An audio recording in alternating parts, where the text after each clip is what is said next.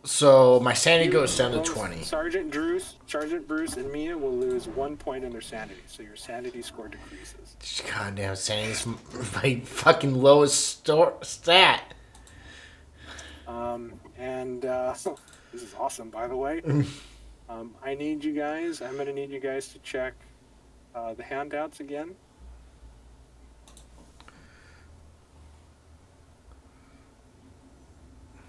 Underneath your character sheet.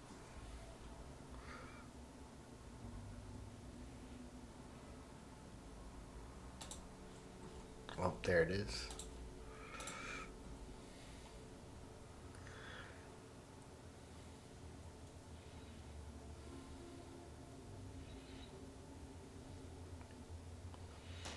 What are we looking for? This I think is it's just those two. This is a Mia and a Bruce Tracy thing. God. Oh, okay.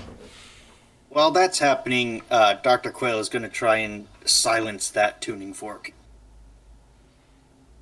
It takes a minute of holding it, as it's very strange. The resonant just continues. I set it on the floor and I foam gun it. Bruce, you have one more. And Starsmore, please look at the handout underneath your Underneath what? underneath your character sheet. You should have a handout now.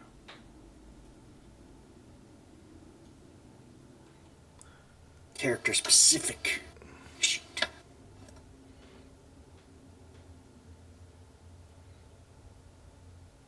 So Mark, does shooting it with my foam gun, does that silence it? It does after a minute. It's actually kind of hard. You shoot it once, and the vibration actually shakes the foam off, and then you just sort of I shoot it again. out of it. And eventually it stops it, and it takes a while for the echoes and the reverberations to stop. Once it does, the airlock behind you opens. I reload my foam gun again. I want to reach for a stim pack. To Yeah, plunge into my- absolutely. You just went through something fucked up.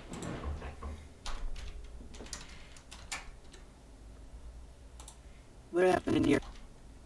Like, you literally have to take your suit off to wipe out the blood. Like, it has stained the inside of your hazard suit. Like, the visor is just tinted red. Like, you're going to have to clean that sucker out. You can barely hear. There is a long toning, like, loud. As the doctor's trying to speak with you, it's really hard to hear. You sort of have to read his lips. Not bueno is the word you're looking for. Not. We found a survivor and probably what they've been researching. No. The airlock and decontamination chamber is ready for you should you wish to go in. Yeah, I will go in. Okay.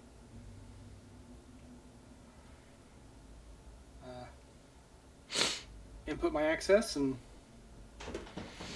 You sort of now begin to wait the 5 minutes as you sort of just stay on the tram, sort of T-posing, letting everything decontaminate you as you come in. So Also in this time, Mia, and those of you that see Bruce, you notice that the black oily film that was on him is gone.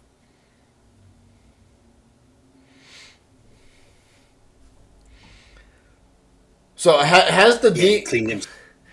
so has the decontamination begun for Null? Yes. Once the doors are closed, I shoot Dr. Starsmore with my shotgun.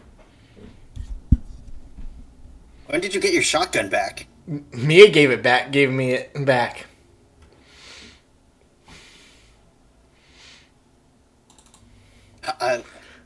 I point and shoot. I like how you took that handout I gave you and just went to violence and not even... Did you even read it? Yeah, we're gonna do it, but these guys are in the way. Okay. Bruce shoots Dr. Starsmore, Quail shoots Bruce. Right on. Well, we're going to roll initiative as the Bruce walks up to Starsmore, lifts his shotgun, and cocks it. Guys, can we wait for me to go through the door? Noel, you notice some commotion. You're not quite sure. You're still going through, but you do notice that there's an open panel with some wire sticking out. It looks like somebody tried to hack through it. So the two Marines open the door. Mia walks up to Quail and it's like, "What happened?" And Dr. Quail's like, "Well, we were attacked by..." Where's he going? Bruce! What's he doing? I'm literally cleaning my suits, so I don't even see this aimed at me. Mark, would I have heard the shotgun blast, or do I just hear, like, muffled noises? Or has there been any communication on short-range radio communicators? It depends. You might have heard, "What the fuck are you doing?" And then I think we're at the point where Bruce cocks his shotgun and is aiming it at Starsmore. I don't know if he's fired yet. So go ahead and add yourselves to mission. How do I do it?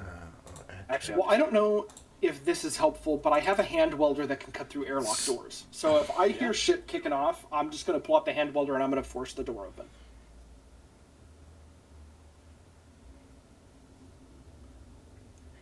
I don't know if it would take more or less time to hack this, but that seems like the quickest option. hold on. Better beat it 26, Chris, or you...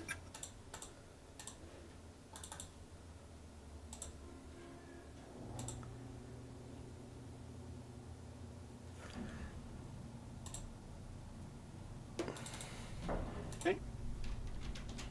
There you go, Mia. Okay. This is kind of great. I don't have to control anybody. I'm just going to add null. I need everybody in there. Did you guys do it? Sorry. I'll make a speed check. Dr. Quail rolled as 26. Perfect. Bruce, 93. Oh wait, I rolled with advantage, right? Yes, you do. So just roll one more time. Okay. We'll see what you get. Mia, 76. 17 works. That'll be a negative, actually. That's at disadvantage. Oh, you have disadvantage? I'm wearing the heavy stuff. Oh, that's right. You only get advantage on the strength stuff. Okay, 92, 26. Dr. Starsmore, give me a speed check. I did. Oh, is that the 44? Yeah. It's another crit fail, so that's going to put you down at the bottom again. He's had a rough day. Yeah. Mostly just this room. And it's hilarious that the one guy that got targeted, fucking Bruce Tracy, was the one that's been helping him the most. Not Dr. Quail. Dr. Starsmore. Oh man. Okay. Here we go. Let's see what happens. Sergeant Bruce Tracy, you're up. You walked up to Dr. Starsmore, who is sort of on the ground, his hazard suit off as he is cleaning it. You pull out your shotgun, you cock it.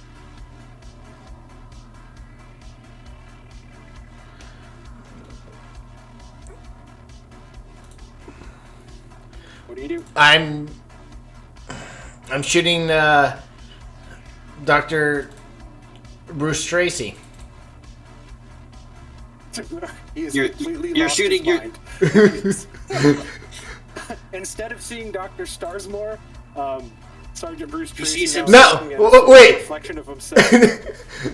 Did I say I shoot myself? Myself, I what? I should die, so I'm gonna kill No, I said like. What I'm going to do is I'm going to delete Dr. Anna Filberg, and I'm just going to put a square there.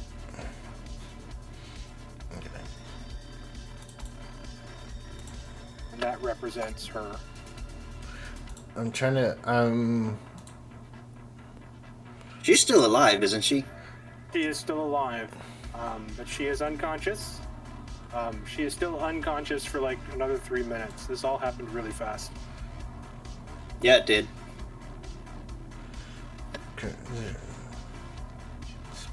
Bruce, I need something from you. No, I was checking the range. I want to make sure I was rolling correctly. So, Dr. Starsmore is in range. Oh, that hits. Man, Dr. Starsmore, there is a horrifying moment where you're sort of down on one knee, kind of wiping away blood from your face and from your suit, as you hear a shotgun cocked behind you as you turn around and you're staring down the barrel of Bruce Tracy's shotgun, smile on his face, and he pulls the trigger. You're going to take 19 points of damage. Yeah, that kills me. Nope, you're going to take a wound. What is the shotgun? Is it just a gunshot, or is it a massive? I think it's just a gunshot wound.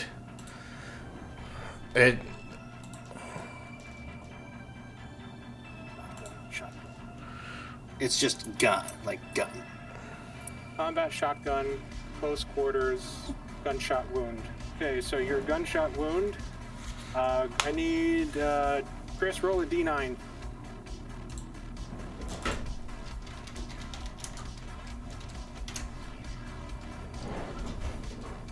A 6 gunshot. Oh man, you take a gunshot wound to the neck. Holy shit, Dr. Starsmore, there is a lot of flesh missing from your neck. You do take a wound, but you are now back up to 12 hit points.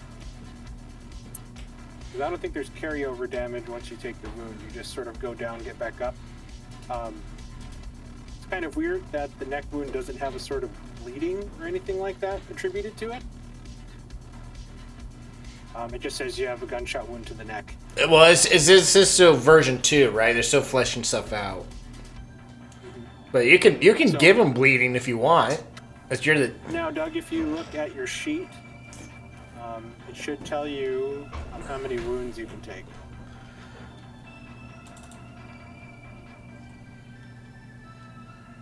Most people, it's 2. Yeah. So Marines, it's 3. You have 2, so you have 1 more wound left before you have to make a death save. Where is that at? In the character creation. And it's not going to be on this sheet because this sheet is old. Oh, okay. Yeah, we're using 1.0. Okay. Dr. Quayle? Oh, are you going to stay there, Bruce? Yeah, I have no reason to move. Okay. You sort of shoot him in the neck. Bruce falls down. You cock your shotgun again, and you sort of one hand put it down, like right against his forehead. Dr. Quayle, Dr. Starsmore just got fucked up by a shotgun, and you see a smiling Bruce Tracy. I'm gonna pull out Tracy's revolver and I'm gonna shoot him. Okay. I go, you had your chance, Brucey.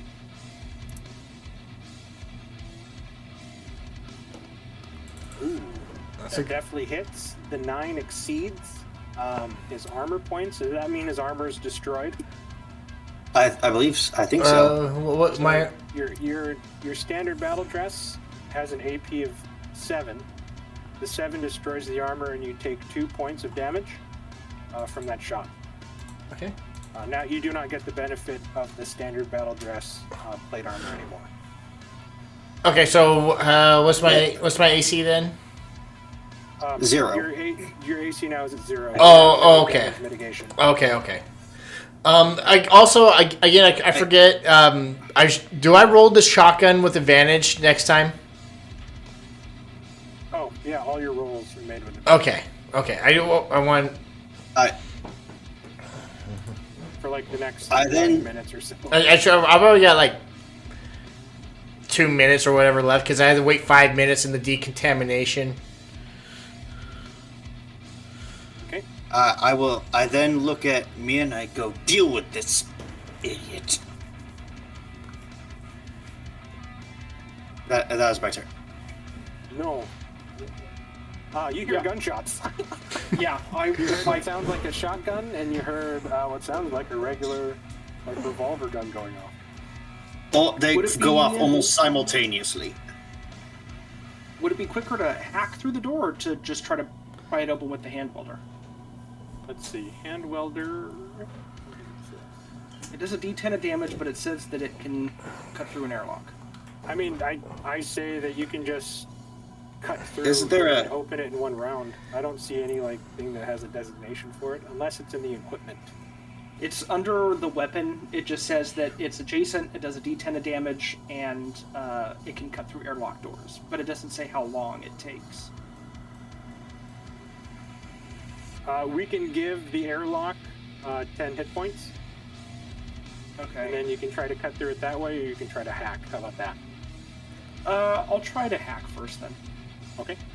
I think there was there's somewhere where it's like ship health is like 100 regular hit points somewhere. That's what I used when Chris destroyed the reactor, is that it was 1 ship point worth of damage, Yeah, which is this 100 door- regular the- damage. The door itself wouldn't be that strong. Yeah, I I'm won't just use kind of a reference, as in like I'm looking to see if there is like structural hit points somewhere. God damn. I don't think it was David that was cursed. I think the game just fucking hates hacking. Hates hacking. You're sort of panicking now as you hear the gunshots, and you're like shit as you go through. How does Noel feel at the moment? So it said there's cover on page 28. Heavy cover such as airlock doors, like AP of 20. Okay. Yeah, that would take a lot to breach. Take a lot of time. Perfect. I even had no. cover on here, and I didn't even see it. Noel just feels a sense of urgency to get in there. Okay, urgency's fine. As you sort of continue to try to hack your way through, I will give you a point of stress though for that, as the urgency is building and it is stressing you out. Mia. Didn't want to use God mode because I didn't want to gain 2 stress, but maybe I should have just done that. Don't worry, Mia's gonna take care of it. Yeah, I'm This is gonna what she take care. You want me to take care of this idiot? Yes, he's already had way too many chances. Okay, I'm gonna take care of this idiot. I'm gonna stab Dr. Quail.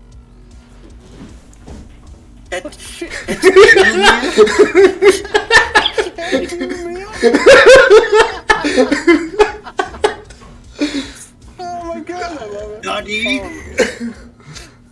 Yeah, make your attack against Dr. Quail. I wish Chris had waited till it figured out what our actual mission was before he started shooting people. Our peers sit in at close quarters.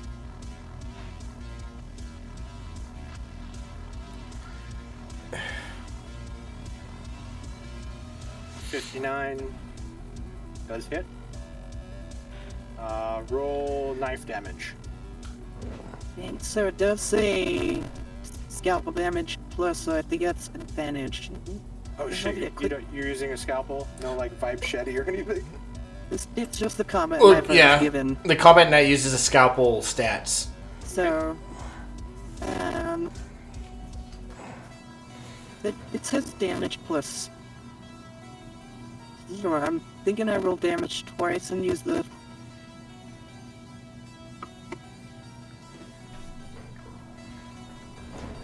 Am I reading that right? Combat knife, scalpel damage, advantage. I think you roll with advantage on the wounds table, if that's what that means. Yeah. Yes. Hold on. Combat knife, scalpel damage. It just means Well, that you roll 1d5 for damage, and then if you wound them, you roll with advantage on the Well, wound it table. also has critical effect, bleeding plus. Yeah, and that's Which is I the believe it's advantage on the wound table. on the wound table. This Yeah, but it damage, also- damage plus would be. I think you rolled. Advantage. You roll I think advantage with he the rolls- damage dice. Yeah. Let's see. It's on here So- under dice notation. Basically, the combat knife is going to be statistically going to do more damage than a scalpel. Yeah, if you see advantage next to the roll, it means the roll has advantage. So I rolled a 4 damage and 3 damage, so we'll go with the 4 damage because it's fair. And how are we- his hazard suit does negate that initial stab. Right? You're all morons for not listening to the silence and such. Quail stares at Mia for a few seconds, and he's just like, what is up with this place and the women going crazy? I'm not a girl. Again, you sort of, Starsmore and Quail, you kind of hear Mia and both Bruce begin to say things like, your shape is perfect. Your voice is perfect. Stop resisting the resonance. It's already inside. I can tune you too. Nothing's going inside me. Mia's walking towards you with a combat knife, and you hear through her speakers, she just says, I can tune you too. Just hold still.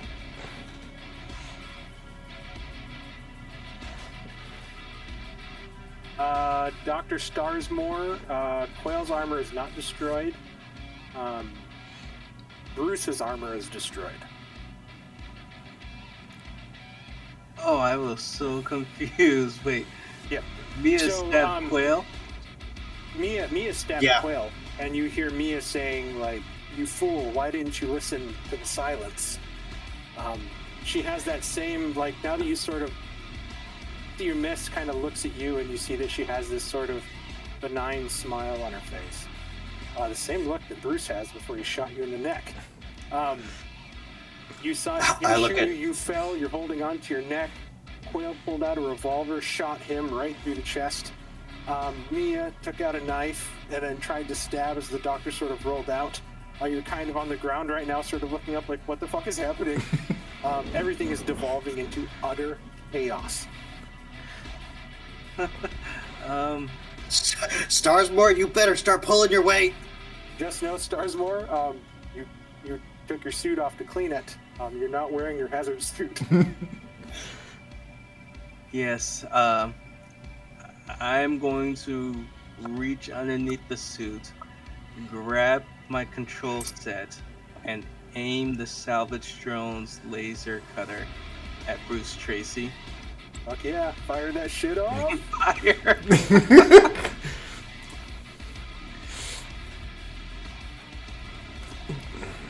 I'll take care of your salvage drone for you. Oh shit, Oh. that hits. Oh. That is a lot of damage. The fuck is that? Please. Hell yes. Laser Laser cutter. cutter. The laser cutter Yeah. is like a ship anti-ship weapon. It is It the laser cuts cutter from through. Dead Space. Okay, hold on. We really need to look at this just to make sure that there is no carryover damage, because that I might just be believe straight there death. is. Then Hold on. Find text. Damage. If anybody can help look, that would be great. Yeah, I'm looking right now too. So damage, when taking damage, gain a wound table, then reset. Yep, then reset the character's health to its maximum and subtract any carryover damage. Okay, so that's It's 41. on page 28. Chris, you currently have 17. I You can't. heal up enough. Um, So we're gonna do this. I'll be dead. Hold on. No, So you have 41 minus 17. Sorry. Please, I believe Marines have 3 wounds, right? So you Does might have survive 3. this. Yeah. Okay, so 41 minus 17.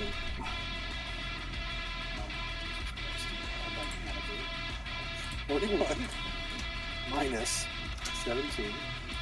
24. Okay. So reset your health to 19. I did. Doug, does the laser cutter give advantage or anything on the wounds table? That would be that's massive damage, right? laser cutter. Also, Doug, you should then take It gives advantage on bleeding or gore. Oh So my you god. get to roll advantage on either one. So, Doug, do you want to cause bleeding damage or do you want to cause gore and massive damage?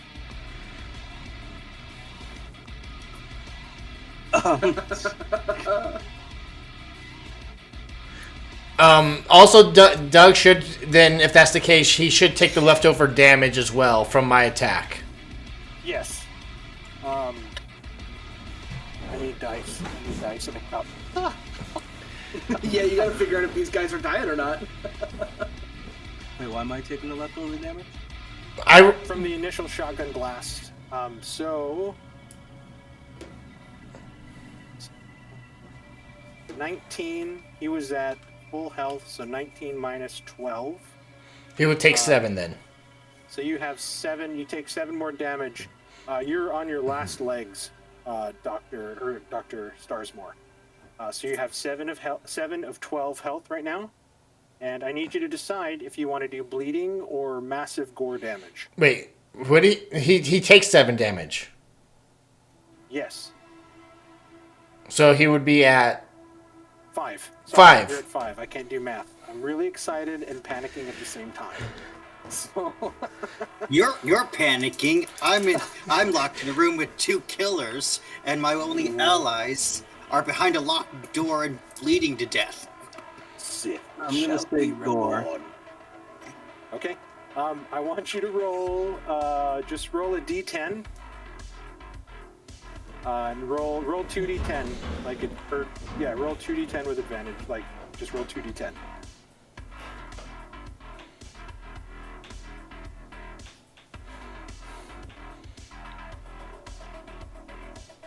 So you rolled 7s. 7 on the wound table. Oh, shit. It's bad either way. Holy shit. Okay. Bruce. As you're getting ready to shoot Dr. Starsmore again, he sort of scurries away from you, reaches into his back, but instead of pulling out a weapon, he pulls out a handheld device. As his drone scurries in behind you, and you feel white-hot pain as a laser cuts through your body, throwing you into one of the desks, where you are then impaled by a sharp implement. You are impaled, you are currently affixed to it, and you have bleeding plus 6. You're going to bleed 6 So damage that's 6 each round. damage every round. That's crazy. Until you use an action to heal yourself. So So I'm going to say that you are thrown over here by the laser damage, and I'm going to give you the net. As you are currently impaled, you can either sit there and attack at disadvantage due to the impalement, or you can use an action to rip yourself off the impalement. Also, Yourself from it. so I took the 17. I now take 19 more, right? Oh, yes. So 17. So 41 minus 19. No, 24 minus 19.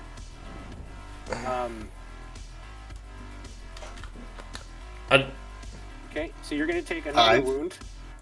So I'm at minus 19. So I go.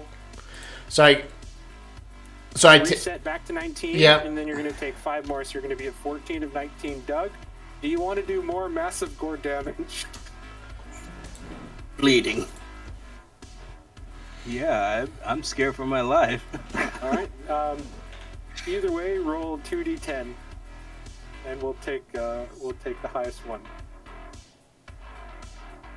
That's a 9, which in this case would be an 8.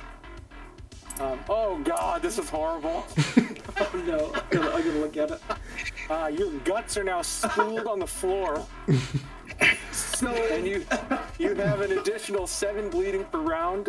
Each round, you're now going to bleed 13 points of damage, as you are now impaled and Terminator-like trying to hold your guts into your stomach. Is that Awesome. okay? I have a question. never not take a laser cutter now. Is that? Just to be clear. I got a question. Is that the beginning of my turn or at the end of my turn? I think it's at the. Does not. I don't know if it Does says. not specify. Does it? I think just for funsies, we'll say you bleed at the end of your turn. Okay, I just. At least way you Yeah. get to do something. Well, I have 14 hit points, so I would have one turn anyways. But I want to make sure what the rules were. And then hold on, where is This is why this campaign has an R rating. this is so much like this is This that is awesome. alone, this one attack alone is so cinematic and horrific that it fits into the setting, and I approve. Holy shit. Hey, Dr. Starsmore, is that the end of your turn? I scurried back. I'm pretty fucked up, and I didn't want to go near Mia since I saw Mia stab at Dr. Quail, so I pretty much posed there with the salvage drone in front of me. Null, as you're sort of trying to hack in, you see this sort of cut across the thing as a laser just went through, and you have no idea what that laser did to the wall. Yeah, that is concerning. This Let's keep was so hacking away. bad it almost warrants a save. It's fantastic. Everybody, please roll another speed check. Let's keep this party going. Love the music, by the way. Oh, come on. Speed is my lowest stat. I gotta read this really quick.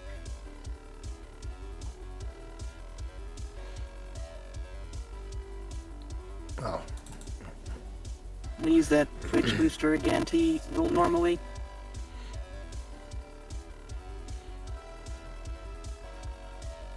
Very good. Very good, very good. Dang, even with the advantage, Bruce, you got hosed. Well, I'm impaled. Am I supposed to roll at advantage because of the stim pack? Yes. Roll 1d10. Wait, did he already take the health? Yeah, before you shot him, he immediately gave himself one. Yeah, he took the stim pack after he took the harmonic resonance from picking the tuning sorry. fork inside the chamber. I had already did the health math, so I'm effed No, up. it's fine. You have advantage on rolls for 8 minutes. Oh, that's right. Yep. So for the time that you healed and the time this all kicked off, we'll say that you have 4 minutes of advantage left. So you have 40 turns. Okay, should I So re-roll my everybody- speed? Yes, and then re-roll your speed. Wait, yeah, just roll it one more time and we'll take the lower. And then just remember you have advantage next round.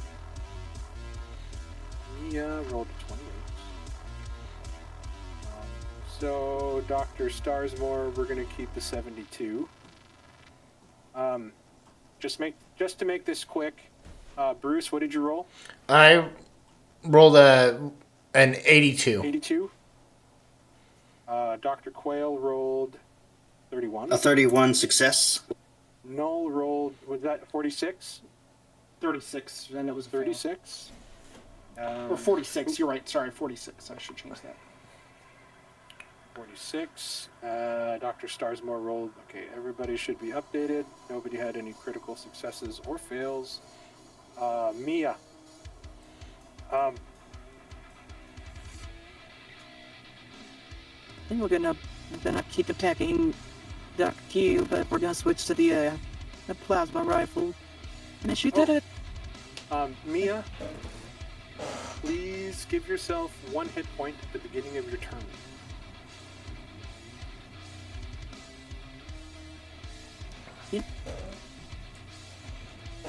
I'm gonna back up a little bit and then shoot him with the. Then shoot Dr. Quail with the plasma blaster here. For the silence. For the silence. The gun goes Oh. Oh, son of Not Dr. Starsmore? Oh. That hits. 15 points of damage. Your hazard suit is damaged. Yep. And it looks like I'm you're gonna going to take- take a wound. I'm well. My thing takes 5, and I'm down to 10. So I'm not down a wound yet. I nope, still have you're 4 not hit down a wound. points. That's right. I can't do math. You didn't want to kill off the doctor before he killed me? Hold on a second. Let You me- have let your me look target, this I've up. got my target. I know. I'm just.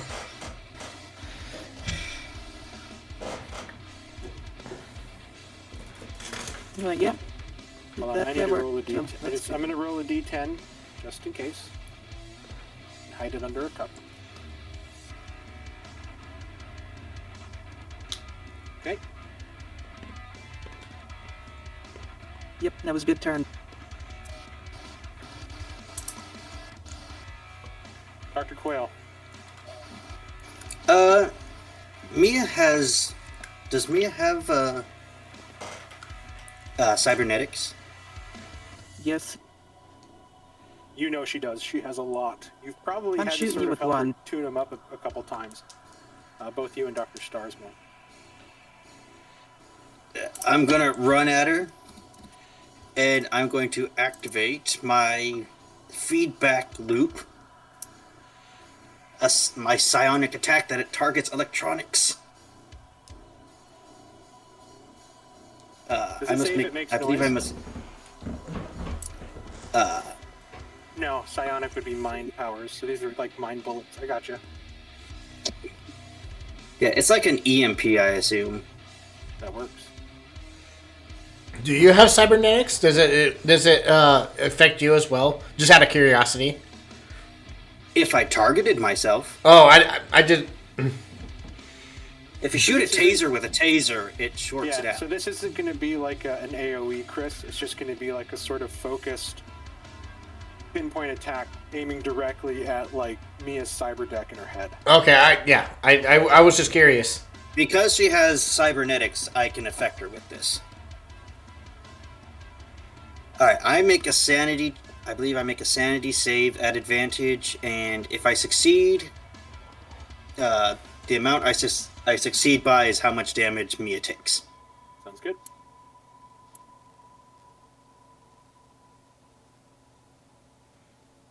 I do not succeed. Okay, so you're So going I- to take 1 damage and 1 stress. And you are a scientist. Dr. Starsmore, give yourself a stress as well. I go, this works in the movies.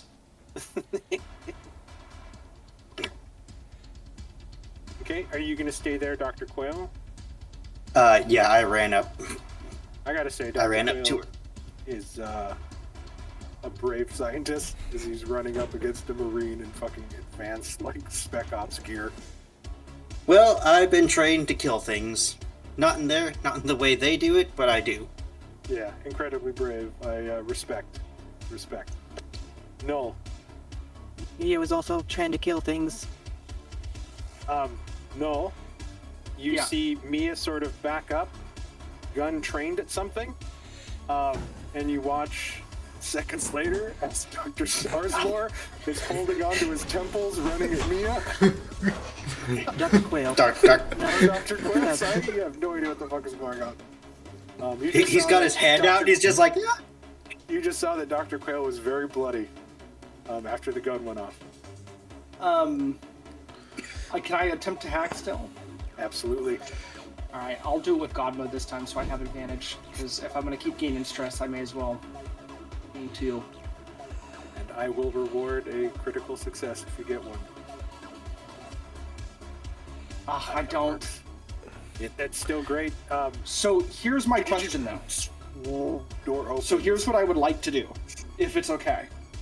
I would like to hack the door so that it opens next round. Oh, like on a delay timer? Absolutely. It's Yes, easy. because I don't want to open it and then be shot. I want to open it when I can immediately turn and shoot somebody else. So I'm going to set it for that timer and then step back, smart rifle at the ready. Gotcha. Alright, sick. Good turn. Good turn. Dr. Starsmore. I am still panicking watching Bruce bloody still staring me down. So I'm gonna press the button for the drone to fire again. Okay. The laser cutter takes one round to recharge. You need a round to recharge it. So it is recharging at the moment. You can pull out your SMG, and I'll give you advantage because he is currently impaled and cannot move. Well, he has advantage anyways because of his stim pack. Oh, and your stim pack, or you can try to heal yourself with a stim pack. I'll fire at advantage. Okay. Does he have like a catchphrase he says or something? No, damn no. Brain over brawn.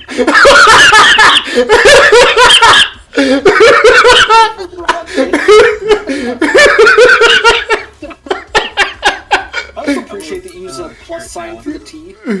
In my mind, Even Dr. spelling, I can't curse. In my mind, Dr. Starsmore stands up, aims the gun, and just says, "Time to die. Doctor's orders." And pulls the trigger. The 26 does hit. I prescribe death. I prescribe Take your pills. Oh man, yeah. 12 damage, Chris. I'm alive. And then this is your final wound? I'm on my final wound, yeah. Okay, perfect.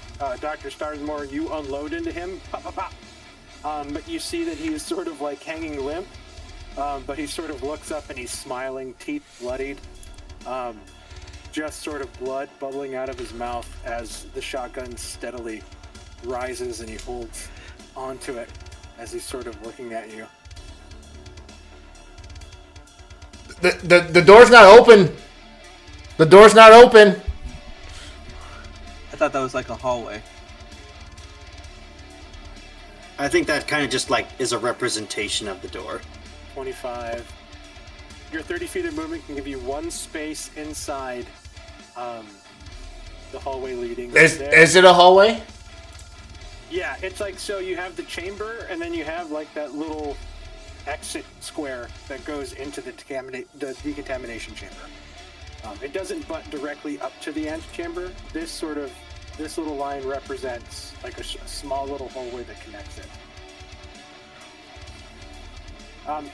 I kind of did a poor job of describing it, but from the lift to the decontamination chamber is station made. Once you get into the vault antechamber, it sort of morphs from station made into the hard rock of the cliffside that this has been sort of buried into, which is why they had the support braces that look like ribs on the inside to try to reinforce it, and which is also what sort of caused that sharp harmonic resonance when you kick the tuning fork against the metal. Okay. But you are now at least 20 feet away. We look, your shotgun's close combat only. It says close range. Which means He's Can't do that long range. About 30 feet. Oh, yeah, close range is 15 to 30 feet, so he is still in range of your shotgun. Oh, sweet. I take aim at Dr. Starsmore with a smile. Join the silence, and I shoot. Okay, make sure you attack with advantage. Yep. Oh, actually, because you're impaled, you're going to roll this at normal. Oh, that impaled imposes disadvantage. That's just my rule. Okay. I'm going to treat it kind of like restrained. Okay. No, that's fine. Otherwise, because I don't think, because it doesn't say anything about impaled. It just says you're impaled. So because it was just so epic, you're impaled. Like, I'm just going to give it that sort of, it's just really hard for you to turn and move to aim. So you're just going to have to roll this at normal, which is still better than disadvantage. No, that's fine. No, come on. Oh, look at that. Holy shit. Look at that damage. Fuck, but I miss. Fuck. That was a cheese grater. Yeah, it just goes wide. You do the pain. You don't feel it. There's no pain. There's just the resonance. There's just the silence. Yep. I'm dead.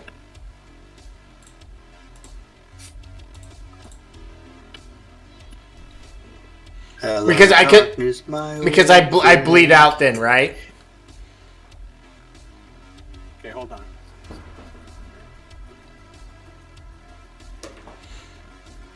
Okay. So, all right. So yeah, you are dead as of right now, Okay. or at least you're unconscious. Wait, I'm unconscious. Well, I thought I bled out, right? Yep, you're just I think- unconscious though, according to the death save roll. You're in your death state. Mhm. And then Mark rolls dice, and we don't look at it until somebody checks you. Okay. I forgot. I didn't think there was death saves in Mothership. Starsmore, you watch. In this new one there is, and it's actually kind Yeah. of cool because I have to hide the dice, and I can't look at it until. None of us know what state you're in until a player literally says, "I check him." So Starsmore, you sort of go in and you're watching as the shotgun trains on you, as you dive into that hallway for just the teensiest amount of cover that you can try to get, as the wall above you, just as you fall, explodes with metal and shrapnel as the shotgun tears into it. And you sort of look up and you see Starsmore sort of looking at you with a smile. You should have joined the silence. And then he sort of coughs up this massive amount of his black blood as he just sort of begins to convulse and shake before going still, head hanging limp against his chest.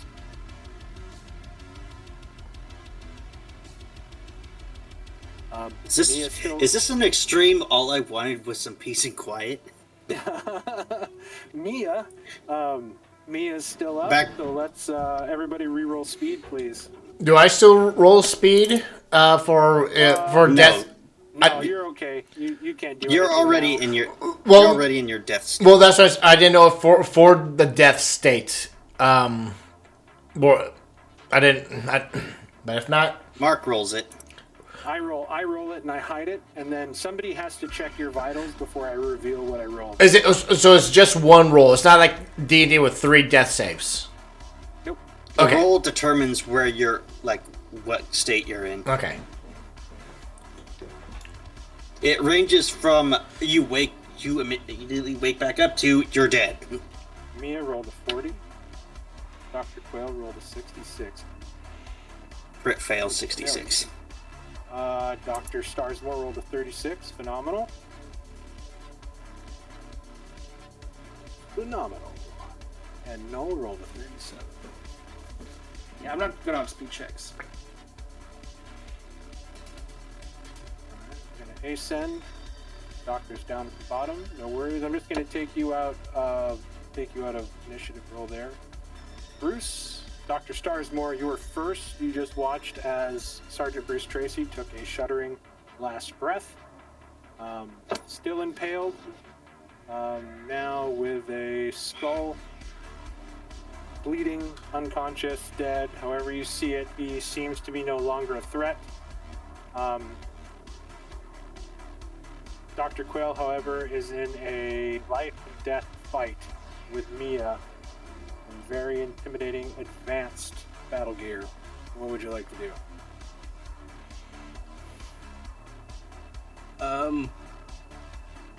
At first I was thinking... Your laser cutter's charged, I'm just saying. Is it? Shoot your frickin' laser! Shoot her! Shoot her! I run back to where I had the panel for that, and I will fire that at Mia.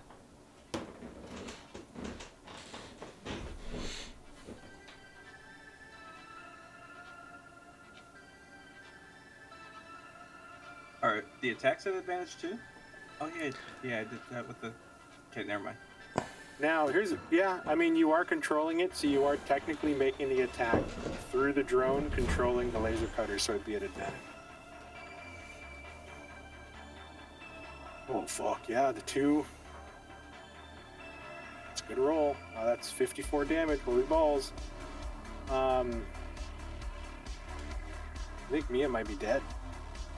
My armor does have a damage reduction of 3 and an armor of 10. Okay, so you immediately reduce it to 51. 41.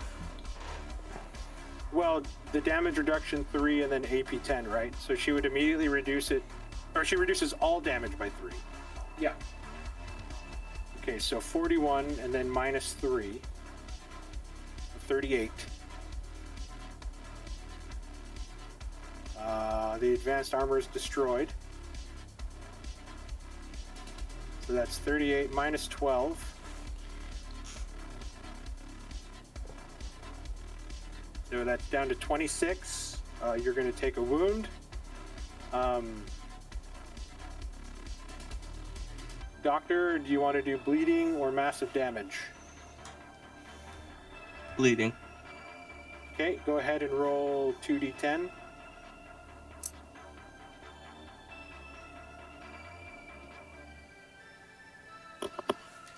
Okay, so we're going to go with a 4. That is a major cut. The laser opens up a major cut, we'll say, along her rib cage. Mia, you are bleeding now. What happened to it? Where did it go? I lost it. You have 2 points of bleed out at the end of your turn. And we're going to keep adding damage. So you took a wound, you're back up to 13. That is 26. Oh no. That's it. Hold on. Does the 3 damage reduction happen every wound? I don't think so. I think it's just the damage overall is reduced by 3. And then the armor I think that's takes to the rest. That's to help the armor survive, I think, longer. Yeah. Because technically the AP breaks after the first damage, right? So that 10 would go away now, and the 3 is used up for this damage amount. I don't think it gets reused. But I will look real quick. Let us look and verify just in case. Otherwise, yeah, that if it's 26 damage left, that's an even kill. Done so. With 2 more wounds. Ah, damn that laser cutter, dude. I knew I should have taken one. I just for want to shits and point giggles, out that roll the laser another- cutter. Go ahead, Mark. I just wanted to point out that. God. I just wanted to point out that the laser cutter is not like the Dead Space. It is like the same size as a heavy machine gun. It's two-handed and heavy, so it's massive. He's got the Doug on his salvage drone has the fucking cart laser from Repo on it. Yeah, the only thing it says about damage reduction is that it reduces incoming damage by the amount stated if the armor is even if the armor is destroyed. And it recurs first before any armor. So it really, I guess, comes down to you if you want it to affect every wound or if you want it to just be the initial. I would like it to affect every wound. Because then Mia stays around a little bit longer. Yeah. I think the laser cutter needs to be nerfed. Like make at least attack with disadvantage because it's not supposed to be used as a weapon or something like that. Yeah. Next time. I mean, it does 1d100 damage at long range. Which could be anywhere in this room, from corner to corner. Meow. I need another dice just in case. I'm just gonna roll it and I'll put the cup on it. So you're gonna let Mia live for one more round? Yeah. Mia has. So we're gonna take. So you're gonna take How many wounds is Mia hasn't taken any wounds So you're until going to have 23 damage on this one. So it's going to be 23 minus 13. It'll take you down to your next wound. The doctor roll 2d10 again, Dr. Starsmore. The guy with the bleeding he's racking up, it may not matter. Nope. So a 7. This is bleeding again. Which limb do you want to cut off?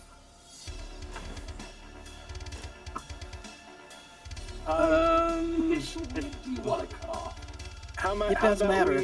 about we just roll? How about we just say that you hit her with the first laser, avoiding Dr. Quayle, and it sort of cuts into her rib cage as the laser tilts up and it takes off her left arm. No, not my grapple gun. As a 7, it's a severed limb plus an additional 5 bleeding, so that's 7 bleeding.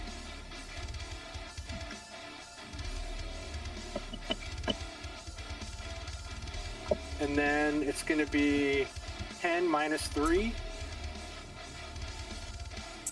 13 minus 7, so Mia has 6 hit points left with 7 points of bleeding damage at the end of her turn.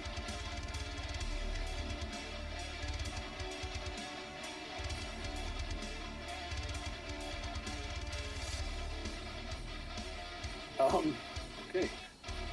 Dr. Starsmore is at the end of your turn. Yeah, I already moved and attacked. He didn't even want to be here. Well, none of us wanted to be here, but this was a job. No. Door opens. The door does open, according to your timer. Well, massive laser. Oh my god, I was muted. Okay, so door open, smart rifle at the ready. I walk in. I will turn to Dr. Starsmore and Dr. Quayle and ask, interference equals non-compliance. Who has been non-compliant?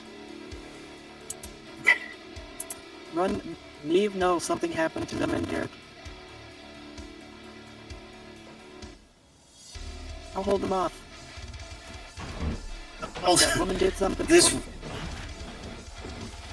whore is trying to kill me. Whoa, language!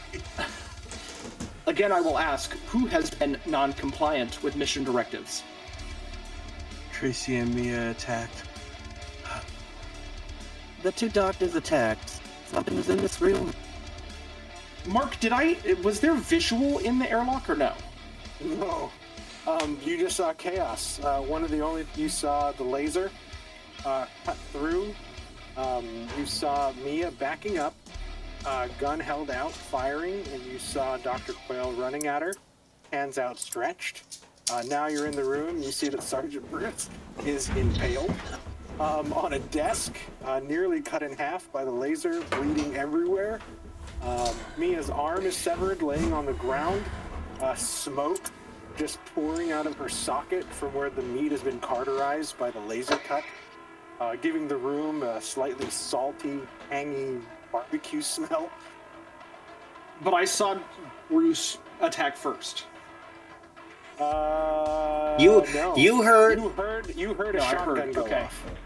Well, I'm gonna bet my odds on the winning team right now.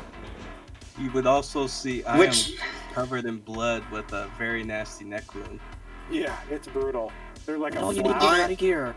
Get a man. I've also get a message I've back also out got to the multiple company. bullet wounds. What was that, Mia? No, you need to get out of here, get the power back on, and get a message to the company. We need someone to scare this place. My directives state differently. And I'm gonna shoot Mia. Okay. And I'm gonna roll, because it doesn't bring up my military training when I use my weapon, and I have a +1 mod from one of my terminal check. So I'm gonna roll with my smart rifle. You guys hear the smart rifle power up? I did not succeed. Great. Goes off, just missing. Mia, you're still alive. Is Is there anything else you- you can It do? would be You pulled easier up if you would the remain still. So no, did you pull out the smart rifle? You aimed it at me, and like right when you pull the trigger, it's just like allies move to the side. It's like no, Yeah. I meant to shoot her. Friendly Yeah, fire we're still mode is on. calibrating. Mia, it is your Okay, turn. so how far can I move with a 35? Can I get in the doorway? Yeah, you can definitely get into the decontamination doorway. I'll move here and activate my Revenant protocol. On move, no. I'm not sure if that takes my action or if I can start shooting people. I think the Revenant protocol just kicks in when you go unconscious, right? I believe I have to trigger it, and then if I die within 2 rounds, then it brings it back. So I have to, like, trigger it.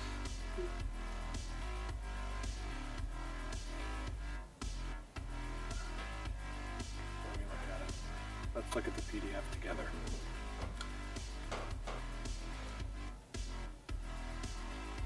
The only is post what I have written. Was that in the Hacker's Handbook or the character creation stuff? I think It's under hardware, I think, for cyberware. Let's take a look at cyberware. Yeah, cyberware. Remote uplink, It's down at the bottom. Revenant protocol. If triggered, 1 slot once per day.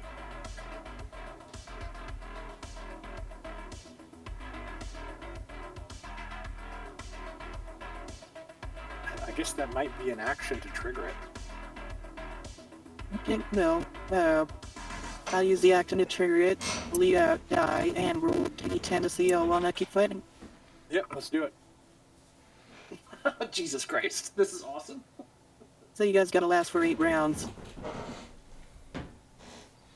It she kinda won't doesn't go matter- down for 8 rounds. It kind of doesn't matter what damage you do to her. She's in instant kill mode. So yeah, so I fall down like for the silence, and then I just like rebooting, and just go like Terminator, like destroy targets. Targets 3 acquired. Box Oh. 9. The Winter Soldier has been activated. Dr. Quayle, you have not gone yet. It is your turn. Question. Do we know about the her Revenant program? Mia, was that something you ever disclosed to the team? I'm not sure Nia even knew she had. Well, probably not. I will say no. It's just whether we know nothing. It's whether we know damaging her will do nothing. Yeah, you just know right now that her arm is cut. Is Morris on the left or right arm?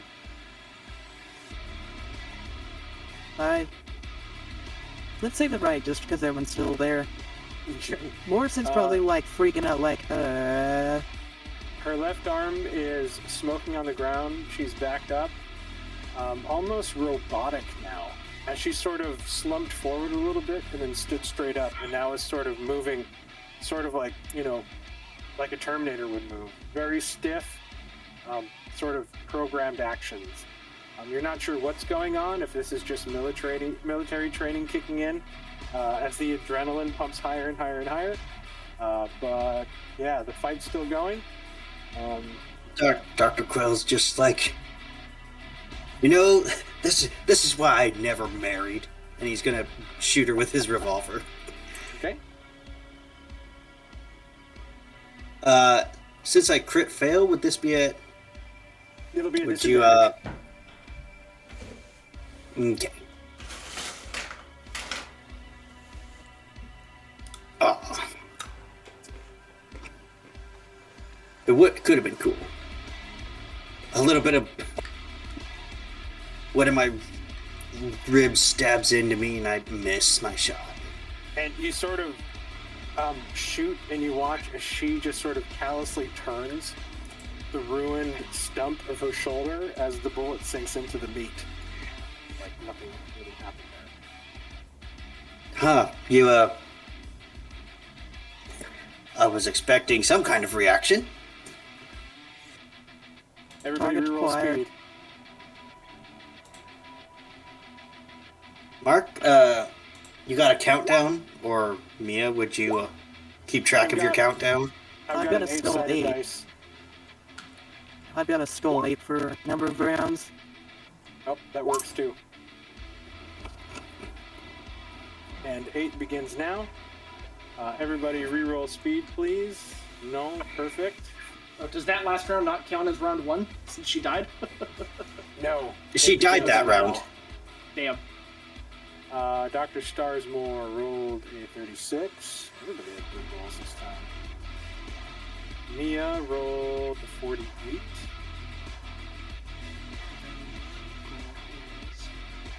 And Dr. Quail, 38.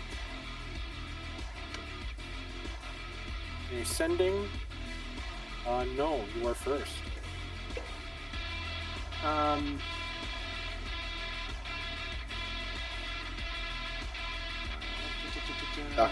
Dr. Quail looks at Noah and he's just like, do you know anything about this? What's a RevNet program? Null will simply respond, interference is non-compliance. And then I'm going to... Shit. Okay, I have a couple options here. No, don't do that.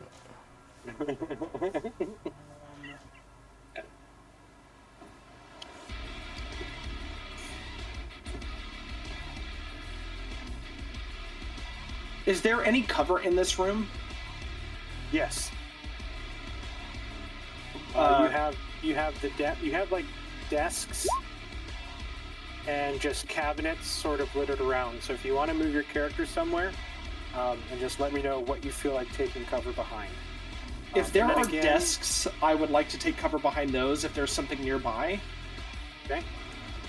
We'll say like 10 feet to your right, there's a desk that you can go behind. Okay. And this And- gives you the desk has an AP of 10. It's considered metal furniture down here.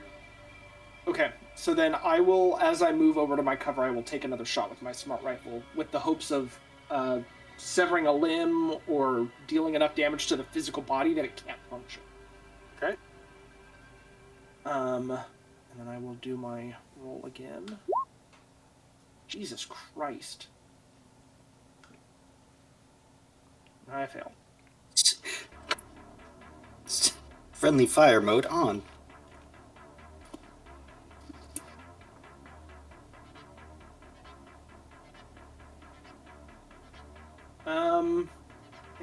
Yeah, that's all I got.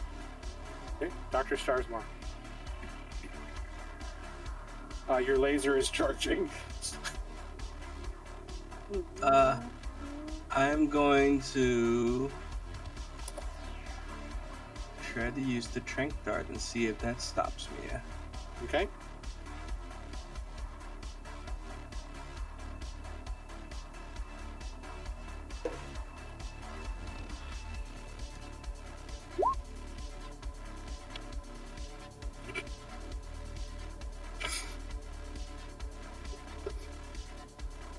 And I'm assuming that's a miss. 35 just misses. And seeing what Null did and realizing I have no protection, I am also going to see if I can find some cover. We'll say that just right behind you, you can sort of jump behind what looks to be like a couple filing cabinets.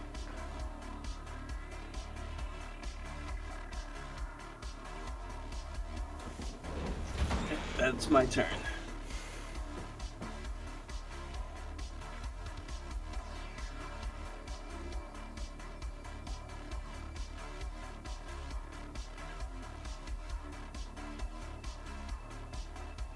Dr. Quail. I think we're gonna. This is gonna be take a little bit. I'm going to take a stim pack. Okay.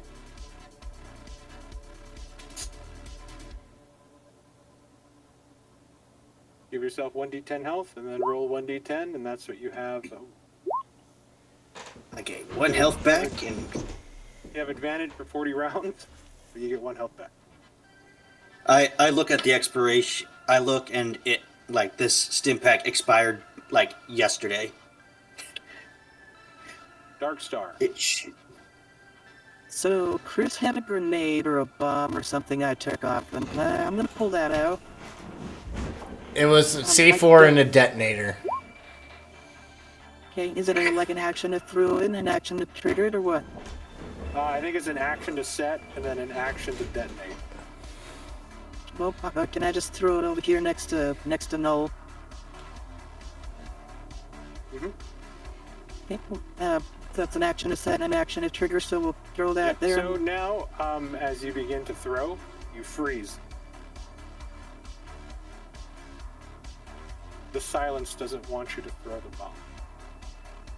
Okay, switch the guns and shoot Q.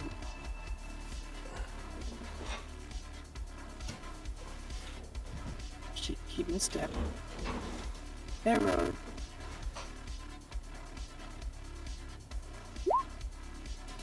Nope. Okay, well there goes that plan. Okay, that's it. The unsilenced people could throw the bomb, but you and Chris are handicapped in that sense. Well, technically I am dead. And... You're still under control of the residents, though. Everybody reroll speed.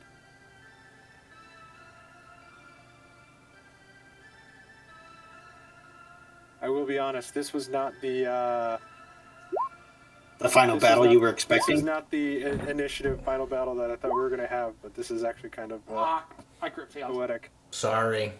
I crit failed as well. 66. Dr. Starsmore, 56. Dr. Quail, 88. Mia roll. 90. She hasn't rolled yet. Give me another speed check. Oh, shit.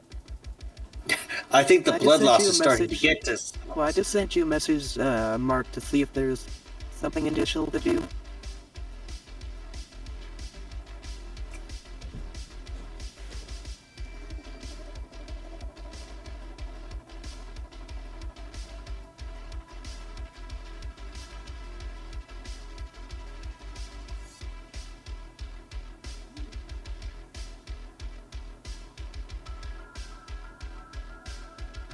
Just gonna have a quick whisper message with you, Mark. Okay.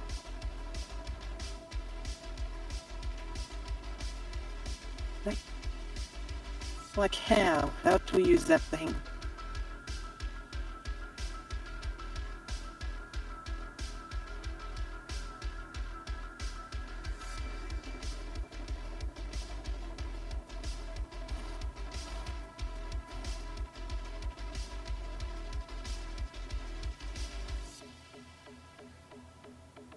Can I try and do that with my pulse rifle? Yeah, absolutely. I don't like that calculating look she has. You'll have to try to hit it. Also, it doesn't work because you're unconscious and dead.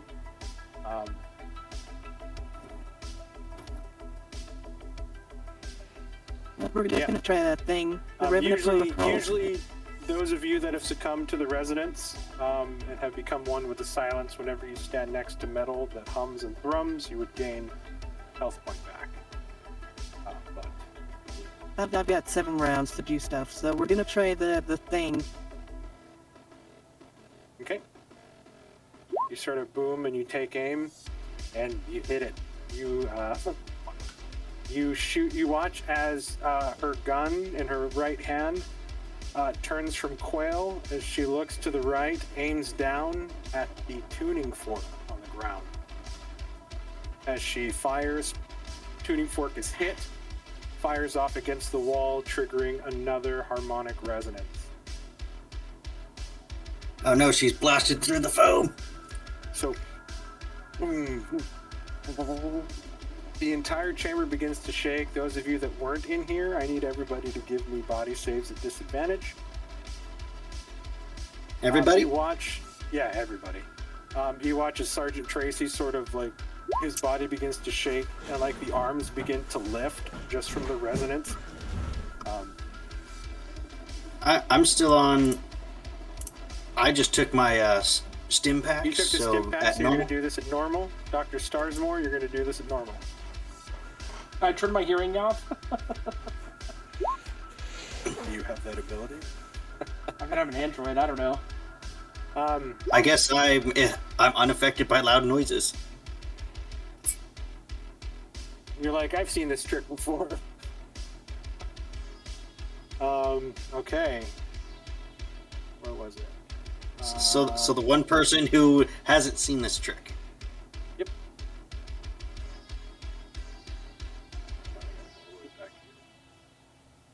Oh yeah, no, careful! It gets really loud in here. What? Okay. I think it's just Noel that failed. Yeah. Yeah. So Noel failed. Noel's the only one that's going to take damage. Noel, you're going to take 11 points of damage. Is that reduced in any way by my armor or no? No, because this technically isn't a physical attack. Okay. Just wanted to check. But It's a does psychic what attack. armor are you wearing? I just have the standard battle dress. So that doesn't have like the straight up damage mitigation. It just has AP. Yeah. Okay, yeah, no, so it wouldn't be reduced by that. Your inner fluids and like the oil lubricants that work your joints and everything, that sort of milky white fluid, begins like tearing from your eyes, out of your ears, and out of your mouth and nose, as the resonance sort of like shakes the very fabric of your soul. But everybody, including Dr. Starsmore, no, everybody, just Noel again. Noel, you're going to take 2 points of stress, and your sanity is reduced. Make sure I didn't roll the wrong thing. Yep. And you reduce your sanity by 1 point. Okay. Okay. And then I'm just going to make a quick roll. Okay. Dr. Starsmore, it is your turn.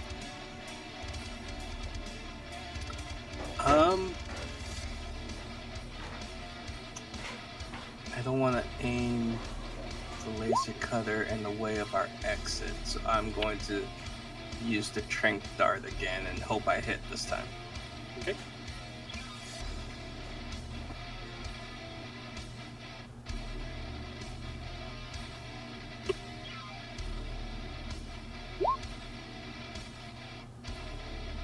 Nine hits, unless you want the critical success. Yeah. So you shoot, the gun sticks into the flesh left by an open wound. Nothing is happening.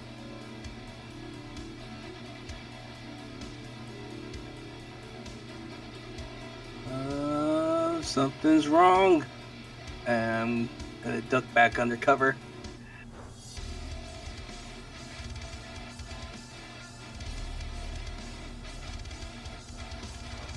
From her mouth, or coming from her broken helmet, you guys hear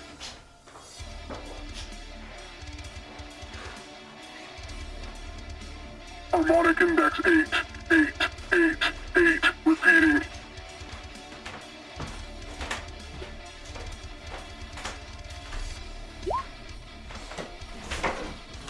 no. You'll have disadvantage on any attack.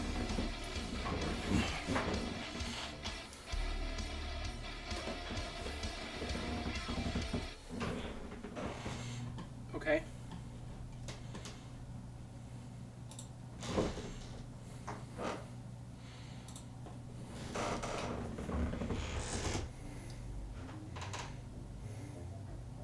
just due to the critical fail. Critical fail. You rolled a 66 on your speed check. Yeah. Oh. Dang. And it'll be the same with Dr. Quayle.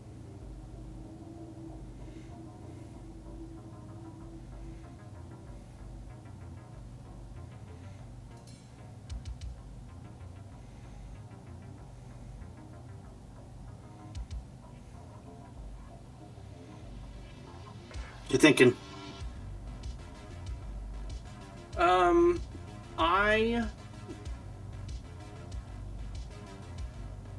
Are there any computers Got in here? Ted.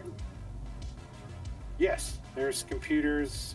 There's computers right next to Sergeant Tracy's broken body. There's research computers in here everywhere. I want to see if there's any security systems in here that I could activate against Mia. Just give me. There's a desk what? by him that I can take cover behind. You know what? With your clearance, you know for a fact that a chamber like this would have security measures. I would like to implement security measures. Okay. Any security measure in particular you were looking for? She's in a hallway? Yes, she's sort of blocking the hallway back to the airlock and decontamination chamber, like she wants to keep you in here. Can I seal the blast doors?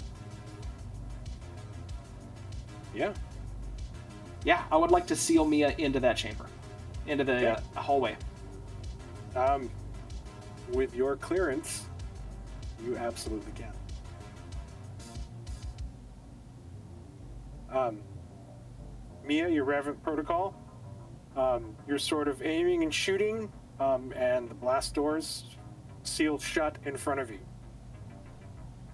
As you begin to sort of beat with your other hand against the blast door,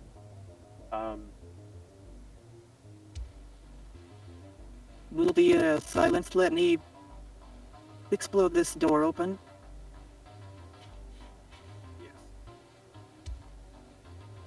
And I guess on my next 2 turns, I'm just gonna plant C4 and explode it. Okay. Dr. Quayle, a brief reprieve as blast doors shut. We're going to have to look up the armor for that. I think that would be considered AP. It's AP 20 with like a damage reduction of 5 for heavy cover. And then we'll look at the sticky bomb damage, and then we'll do all that stuff when the time comes. But there is a brief reprieve, Dr. Quayle, as the doors close, as you watch Null run up and sort of type in, and the doors shut. I limp over. I just limp up over to him. Just look at him. I put around in Bruce's head just to make me feel better, and I go, how's that gonna? I appreciate not getting shot at, but how are we gonna get out if she's behind those doors and that's our only way out? An absolute petty shot. I like it. What is this? Has this not been fading when I put... Oh, that sucks.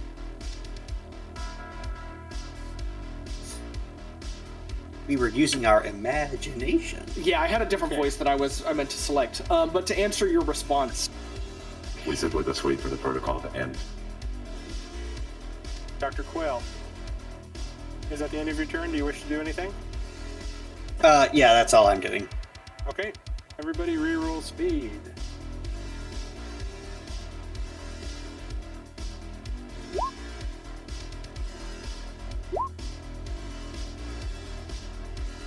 Yeah, I think it's the blood loss is getting to Dr. Quayle. He hasn't succeeded in a while.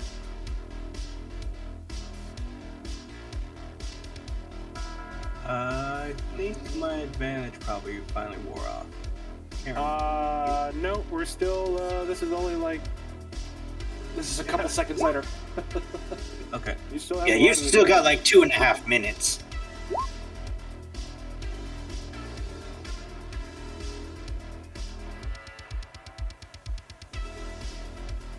The doctor's back. She finally broke through the foam restraints.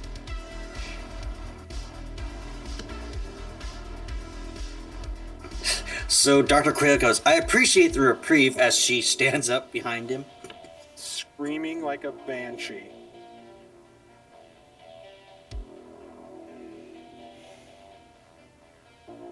Mia rolled a 96. Got it. Everybody else is updated. Starsmore 56, 37.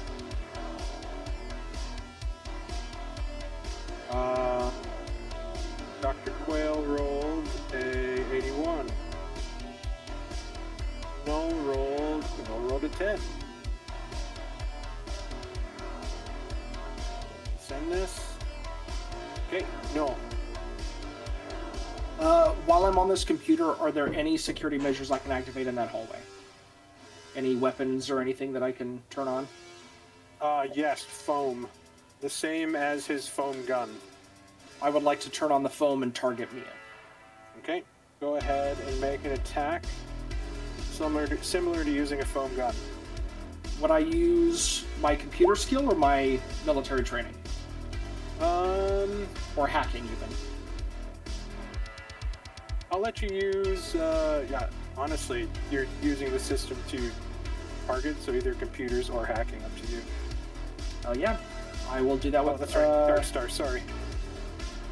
God mode.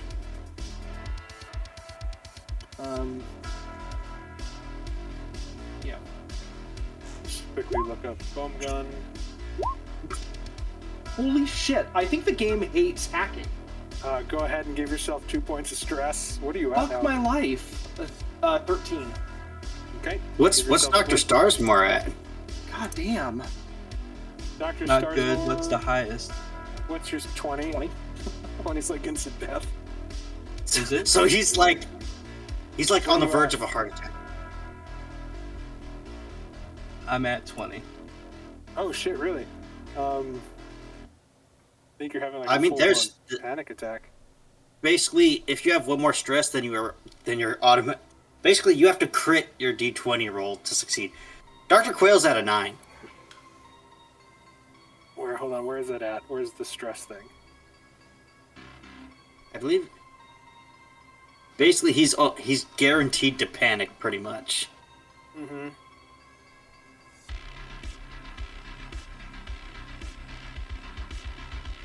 Yeah, that's actually what you're going to do on your next turn. Alright. No.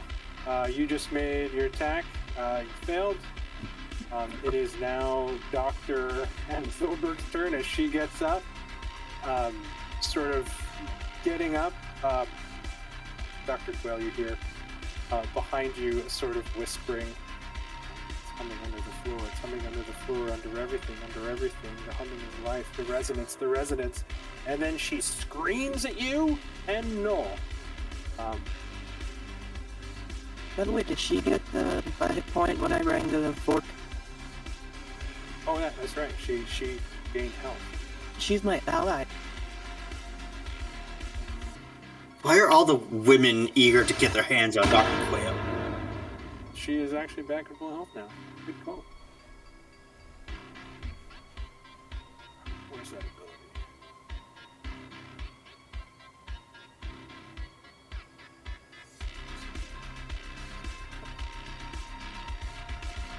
What is that?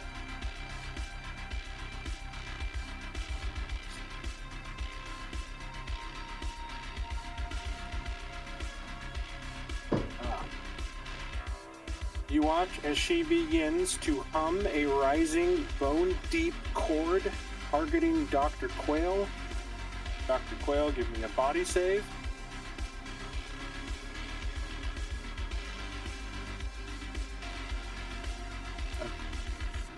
Is this with advantage because I'm still on the stim pack? That is correct, sir. 16 succeeds.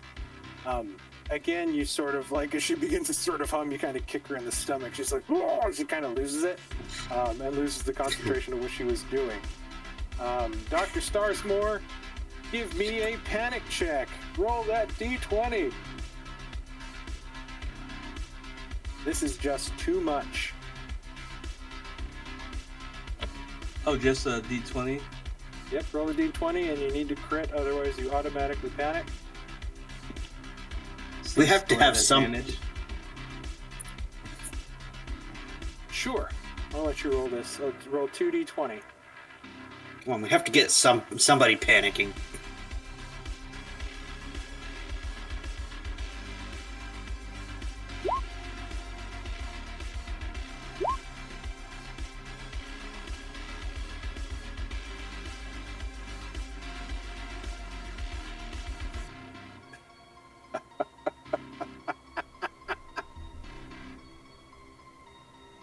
You know what? You become even more jumpy. You gain another stress, taking you above the 20 stress limit. You are down for the count. I'm gonna roll a d10.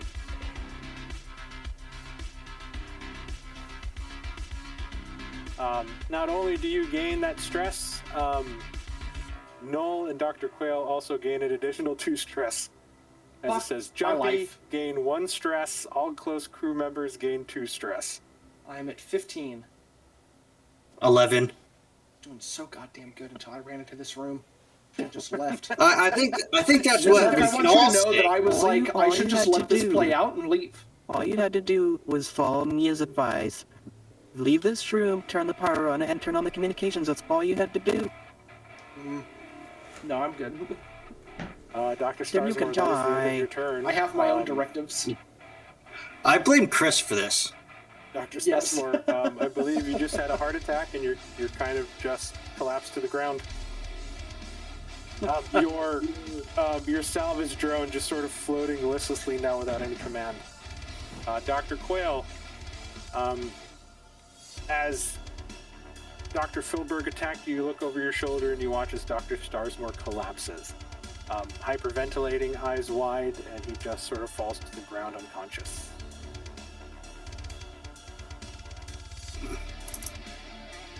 I go. I've long since had. My patience has long since dried up, and I'm gonna just put this revolver to her head, and I'm gonna try and blow her head off. To do it. Advantage, Stimpack. Ah! Jammed.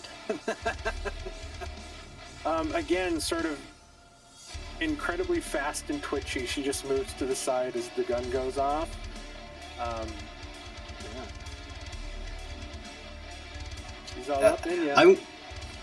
I'm gonna shift over here. I'm gonna eye Tracy's shotgun now. It is there. Dark But stuff. that's my turn. Doctor's gonna plant the bomb and take a couple steps back. Okay. Everybody reroll speed. Let's try and move these turns along.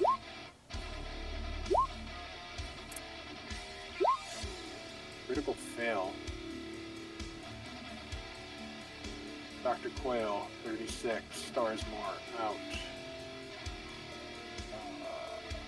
Null, 42. Dark Star, 98.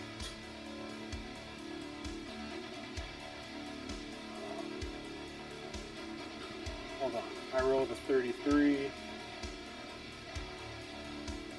Critical fail, actually. Fail. And I'm going to move all the way down. Please. Please. Hello? Just put it as 133. That is genius. That is not. Dr. Quail. I'm gonna drop this revolver. I'm gonna grab Bruce's shotgun, and I'm gonna try and use this to kill her. Chris, you still there? Yeah, I'm still here. All right, I'm gonna just use the revolver attack I'm here. And then Chris, you We got you. okay? And then Oh, yeah, instead of I was gonna have you roll for damage if I hit. wow. Come on, let's do this. That is That is a success. 33 is Political Chris, success, hell yeah. Chris, can you roll? Can you roll damage? And she's going to automatically take a wound. She has no mitigation. She's just wearing straight up research clothes. So that brings her down to 4. But, sorry. Ominous music. She is going to take a wound. Shotgun, so go ahead and roll a D9 with advantage, or just roll a D10, 2D10. Jay. We're gonna go with a 9 for a gunshot, which is a headshot. Hey! Instant death! Hey! She had a chance and she blew it. when Quail wants something dead, it dies. I just wanted to have a little fun too, guys. What the hey? All right, she's fucking out of here. No. I mean, you could have probably woken Chris up. Yeah. No, Chris cannot be woken up. She was Okay. not dead. She was just unconscious. I've been rolling every round that we started your guys' initial combat with Chris shooting Dr. Starsmore. I've been rolling GM whisper rolls to try to bust out of her foam grips, and she finally got it after that 5th round. Yeah. So Quail just goes, shut. It's time for you to shut up now. Shotgun. I'm gonna that- try to do the that same ends up thing in and the- use the foam gun security on Mia. Okay. Now, Mia, did you attach the bomb last round? Yes, I attached it and moved away. Okay, and then Noel, you would have seen that through the cameras. Just a heads up. If I foam the bomb, will it not explode as bad? I will say at this angle, you probably can't hit the bomb on the door. But Then you I will still hit can. Mia so that she can't hit the activate button. Okay, so go ahead and make the attack using either your hacking or your computer skill. Oh, thank God, a 55. critical success. 55 is a success. Now we're gonna go scroll up really quick to foam gun. I will also then say to my companions, She has rigged an explosive on the door. You need to take cover. I have phoned her temporarily. Okay, so she has she would take 1 damage. But now Mia, I need a body save.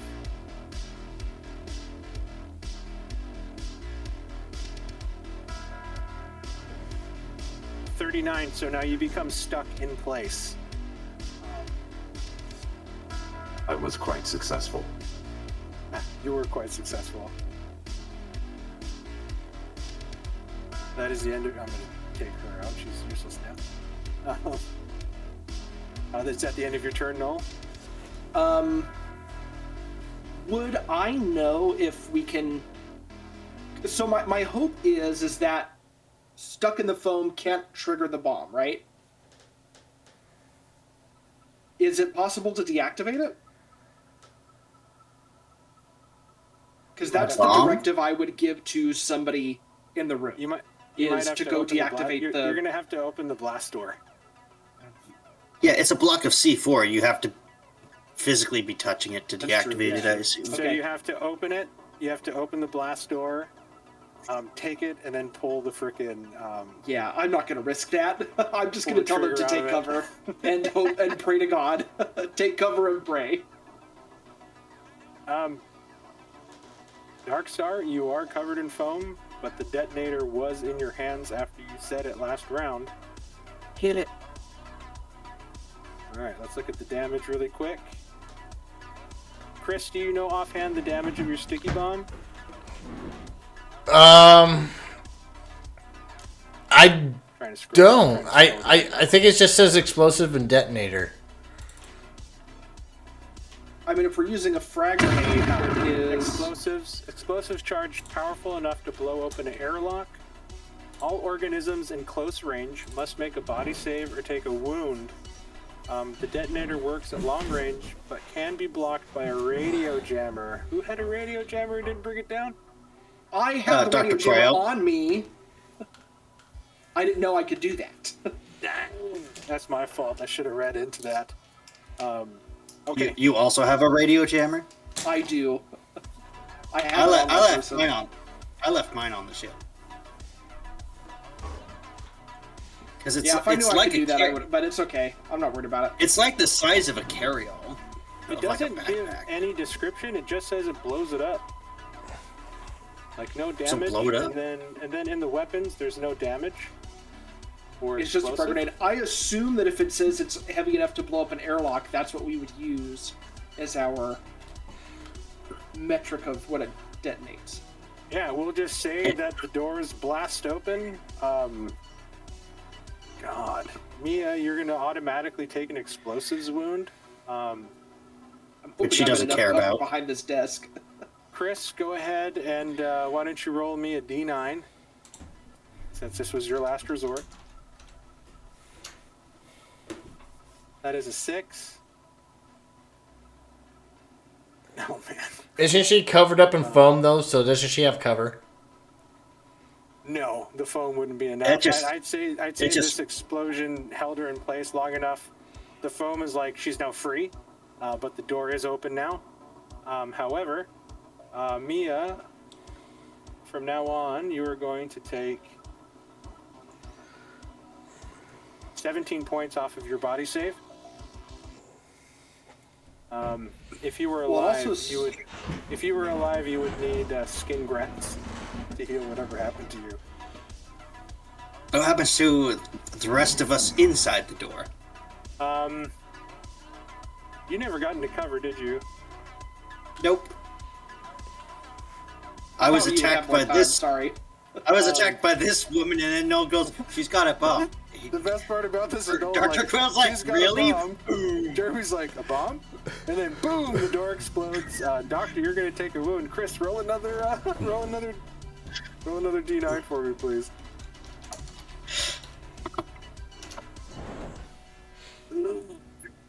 Oh no.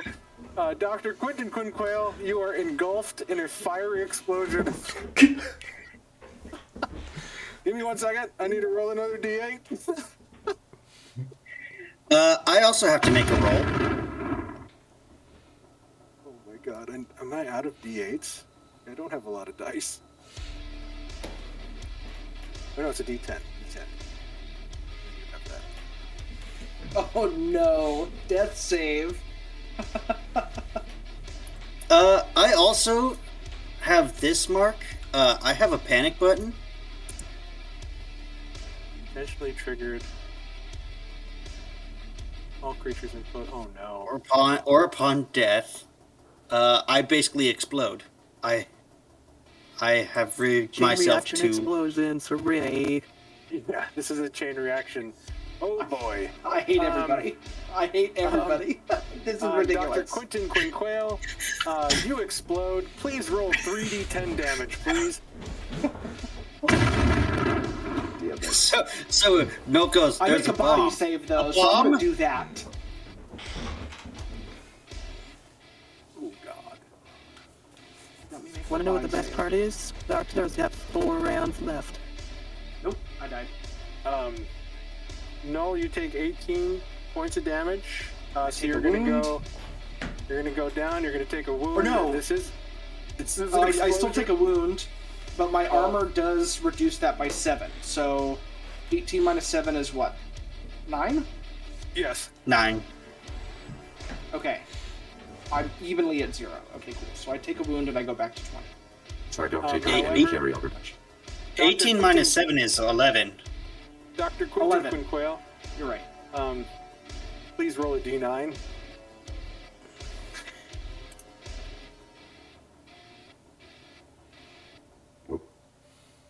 See.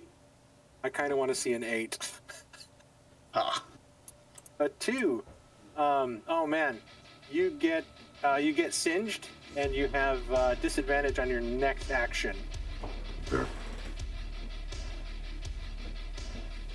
These ones are too much fun. Oh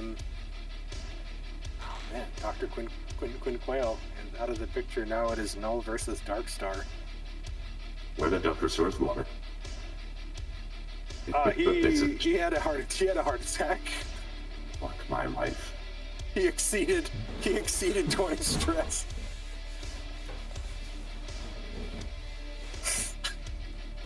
This is such a clusterfuck. I love it.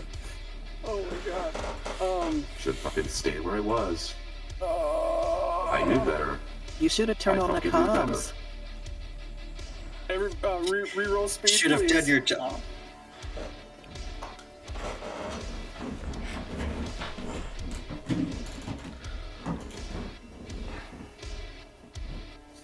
Okay, no. What are you doing? No.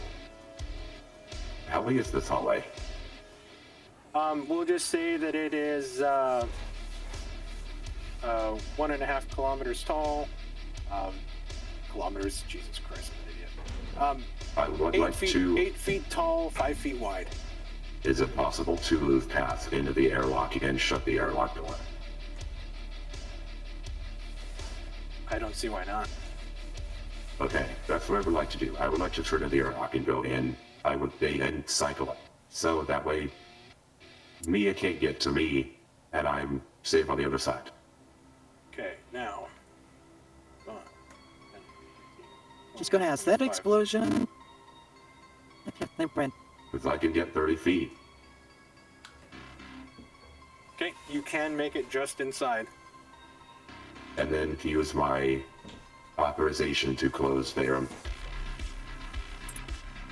You run through, and you slam on the close button, and you hear a sort of as the door sort of.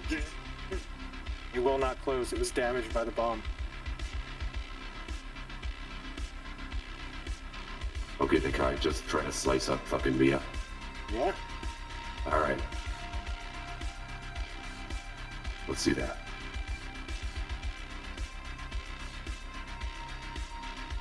Oh, god damn it. I cannot roll well on this shit at all. Yeah, that bomb just would have fucked everything up inside there. Like, even when you step in, it doesn't even recognize or start the decontamination sequence. I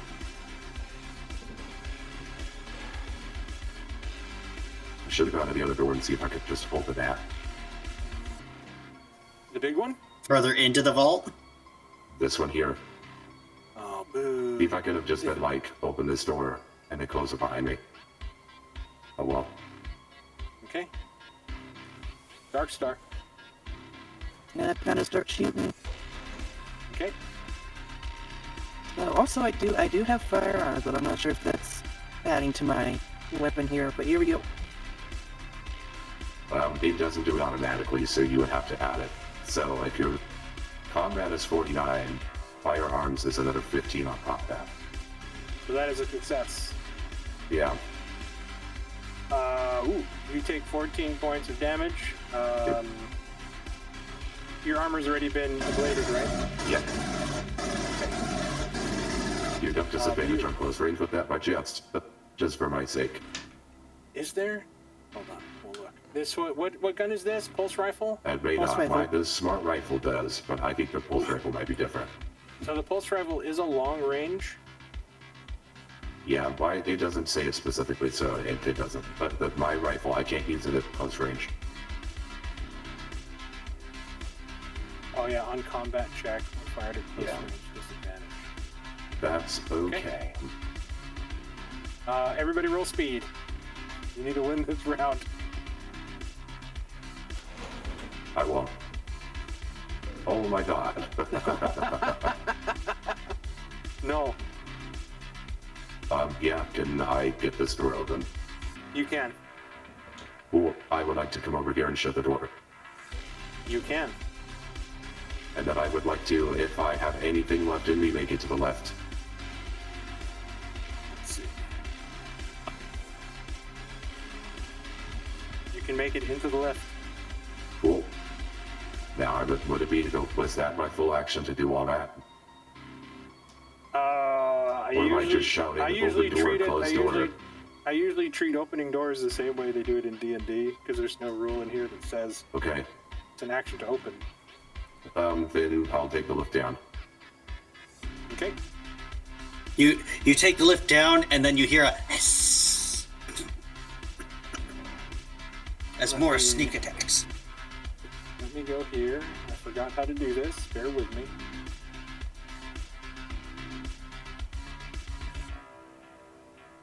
Where's your character? Okay, I'm gonna move null. Not gonna let me try and get shots off whenever the lift closes. Yeah, for flavor. Definitely. Okay, so I moved him there, and then I gotta go to this thing here, and then I gotta move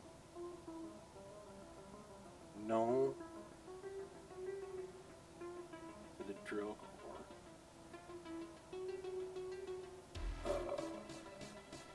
Okay. Null, did you move maps? Yes. Okay. So very quickly,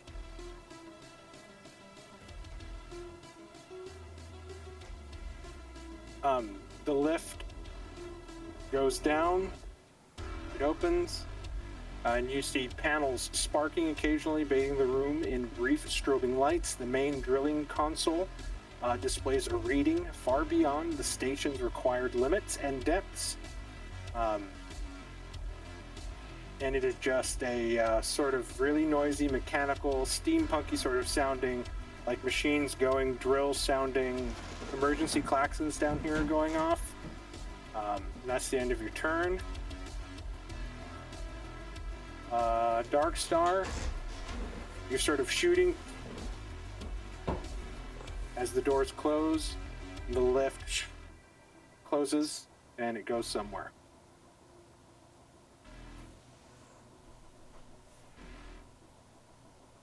Now, can you post Revenant Protocol again, please? Yep.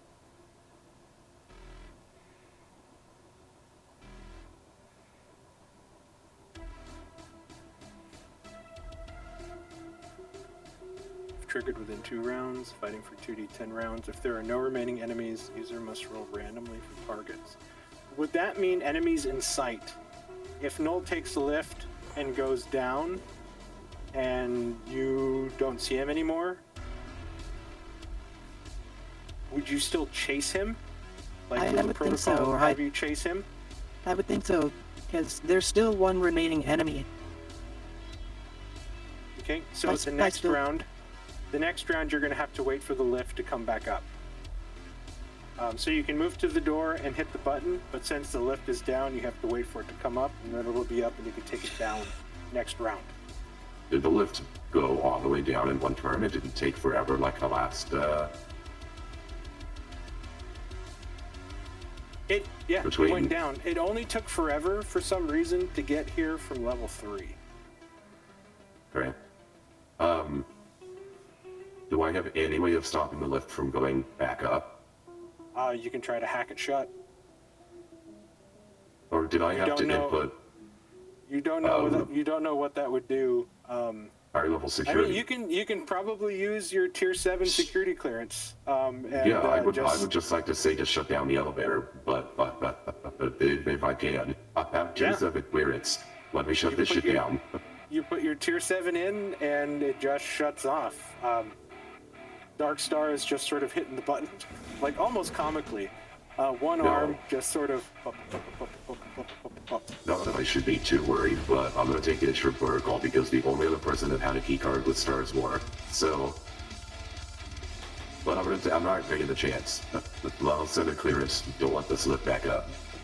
Okay, so Is this when Mia just starts blasting a hole through the floor? She just starts shooting her way through the lift. Mia, why don't you go ahead and give me, just fire off your pulse rifle. We're gonna see the damage.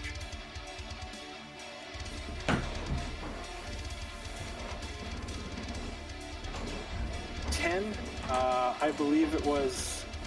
Last door was AP10. Everything be 20. Oh, airlock doors, AP20 with a damage reduction of 5. So you just pump. And you just keep shooting. No. What are you doing down below? I would like to go to... We ever figured out what ATGR is, did we? No.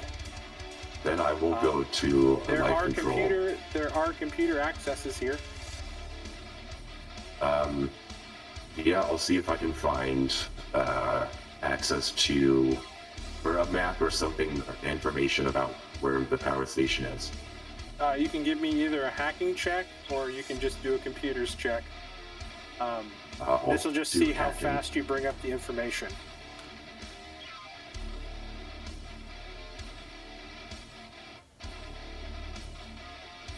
Hey, group success. Okay, I'm going to move everybody to the map so they can see.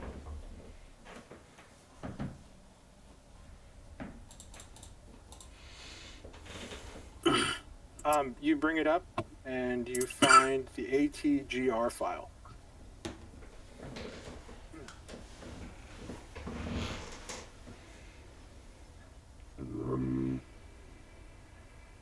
GDAT file. It is the Abyssal Thermal Gradient Reactor, aka the ATGR. Ew, cool. The high energy class core operational system alerts indicate anomalies. This reactor exploits the extreme temperature difference between superheated fluids leaking from the deep sea hydrothermal vents and the near freezing ambient abyssal water. A compact Rankine cycle microturbine converts this gradient into mechanical energy. This is the main power source for the entire research base.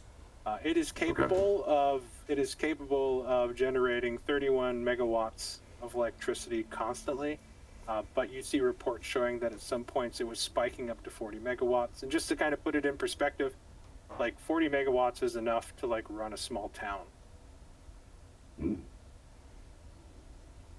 And currently, this power structure is powered down. Then I will, with whatever remaining movement I have, move to the door. Between the, we'll be there checking the computer and then moving towards the door once I get the file. We're out of combat. You just hear the last echoes of gunshots before they just sort of vanish away, and then nothing really happens after that. And then silence. I will open the door, if possible, and enter the open the control door. infrastructure. You open the door, and in the room, you see someone on one knee, sort of gun trained on the door. You open it, and you see a woman. Hello, I am a null unit from the company here to restart the control unit. Is there issues? I can't wait for Null to find the final boss. Oh my on. Okay. I can't wait for our Null to be replaced by this thing's Null. Yeah. Yeah. And she's like, you can't turn this on. Why not? You don't understand. It wants the power. It wants the signal to get out. You can't let the signal get out. He's trapped here. We need to destroy this.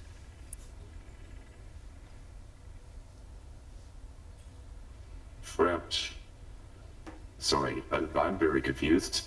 I'll be honest, I came here with the crew, they turned on each other on the floor above. What do you think happened to everybody in the station? They turned on each other. They went mad. One of you turned into a zombie. And you still want to turn this thing back on? I'm just trying to figure out what's going on. We need to get out of here. We need to destroy this place as soon as possible. Okay, Is the umbilical No, but we took a submarine down here. good? Arlo said he was going to try to fix it. I lost contact with Malin. I lost contact with Ayako. Everybody else, they just followed him. The fucking director. They're inside that temple room. I tried to seal it off, but I just couldn't do it.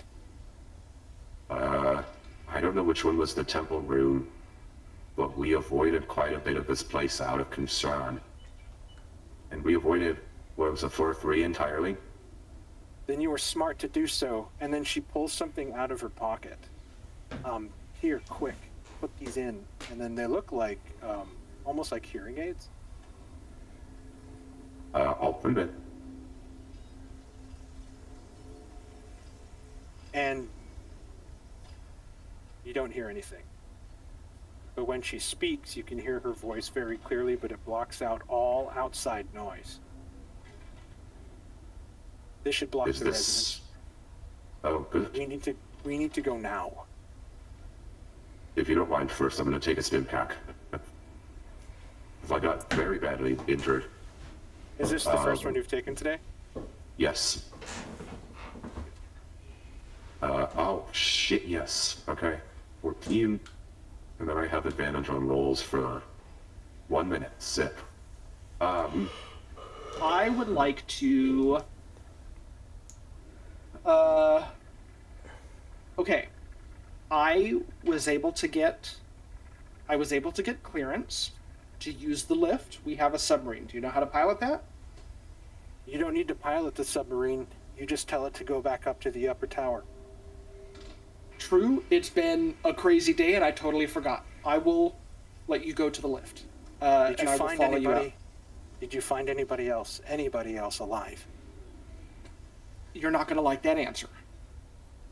And she sort of closes her eyes. And then she pulls something out of her pocket, and you see that she has a detonator. Whoa, whoa, whoa, whoa, whoa, whoa. We are still down here. We need to go now. And she hits a button, and you see that it is set on a timer. The detonator is? Yep. The bomb is. Yeah. Do I see where the bomb is at? The bomb is on the ATGR infrastructure. It is Okay. on the drill controls. I would like to go over to her, help pick her up, and if I can, not in a way that I'll turn the voice off. Not in a way that is like menacing in any way, but more of like okay, you've done your part. I'm going to help you get to the elevator. I'm going to take the detonator out of your hands. You've done your job. Let's go, and move her towards the lift. You move her towards the lift. Am I able to take the detonator out of her hand, even though she's already pressed it? Oh, no, she already started the timer. Yeah. Let me look. What skills do you have? What skills do you have? Linguistics. Linguistics. Let's say linguistics will work. This is the art of speaking, so give me a linguistics check. Using See if you can intellect convince her. or... Using intellect, because there's no charm skill. Okay. I'm very good. I'm very convincing. You can see that she's hesitant at first, but she sort of looks at you. I trusted the other null. And then she gives you the detonator. Wonderful. I will escort her to the lift. How much time is on the bomb? You saw 10 minutes. Okay. With that, if possible, persuasion, what I will tell her is, and I will give her the level 5 clearance badge if she doesn't already have one. She has And her say own this. badge. Okay. What are you doing? We gotta go now. You go up. I will make sure this goes off. Clearly this is bad. I don't know if the thing that is doing all this will try to make it worse. You give me a way to defend myself from it. Go to safety. I have a backup copy stored on our ship upstairs, so I will be fine. I will make sure this happens. Do you use your level 7 to... I will, yes, immediately go send the over lift up her- without her. Go over Yes. her level 5? You can't do anything, and you send her to the top floor. Awesome. If possible, and I don't know if I can do that with the detonator or if I have to go find the bomb and try to do it myself, but I will. It's easy. It's easy to see the bomb. Cool. I will try to disarm the bomb. And I don't know if there's like a stop on the detonator or if there's something else I have to do, but I will attempt to disarm it. Give me a computers or hacking check. Noel, did you get infected? No. No? I have. He's just a corporate man. I have other directives. I kept trying to bring the fork to try and get everybody infected, but I'm not sure that was working Thank the way that. God, finally. The 29 is a big success. It Awesome. doesn't take you long to discern the wire routes running into the component.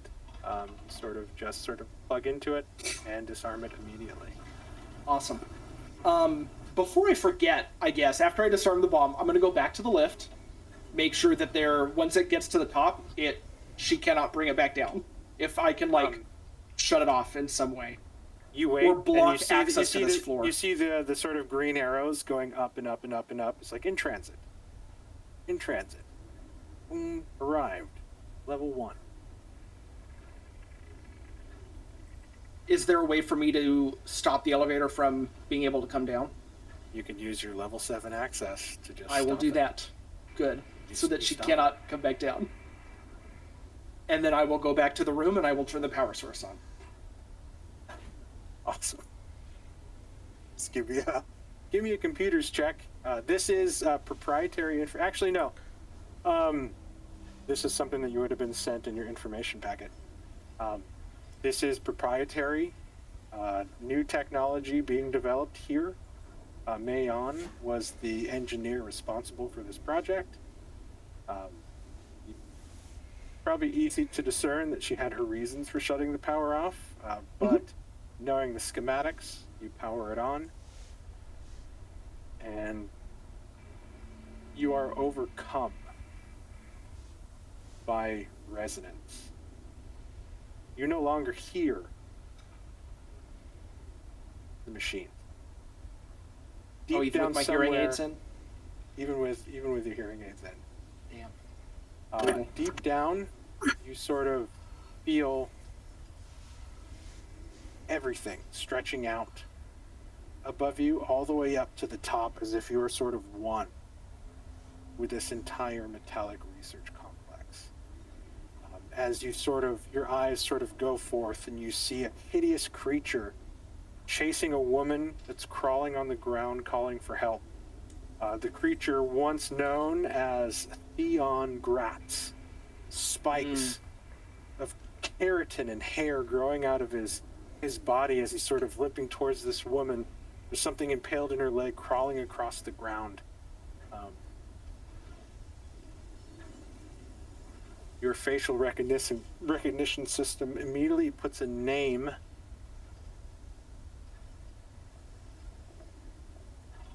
if I can just find it. Please.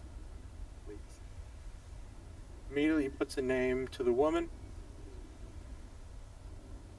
Dr. Malin Varr, being chased by Theon Gratt.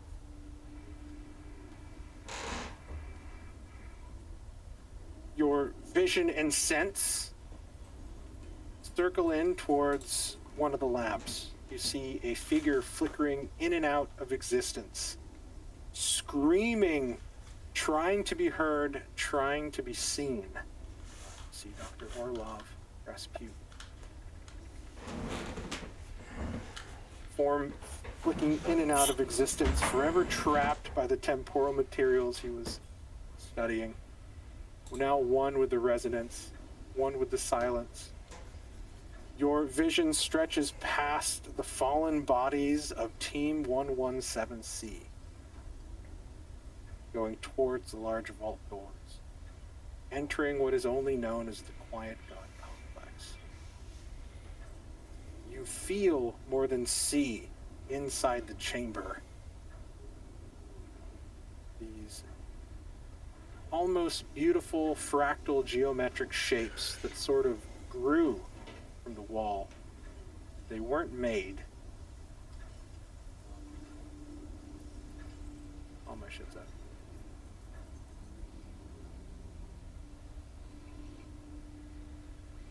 everything glowing with this sort of beautiful bioluminescent light that the creatures exude throughout the oceans now, sort of all gathering and waiting. In the middle of the room, you see a giant altar. Almost like an ant or termite hill formed from the rock itself inside this magnificent cavern. As you are drawn closer and closer inside the structure, you see a group of 5 people standing in front of a grisly altar.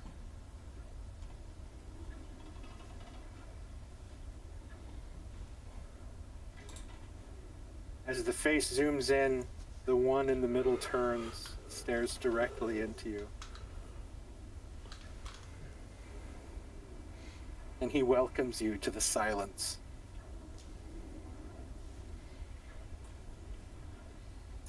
That's the end of the game. Hell yeah.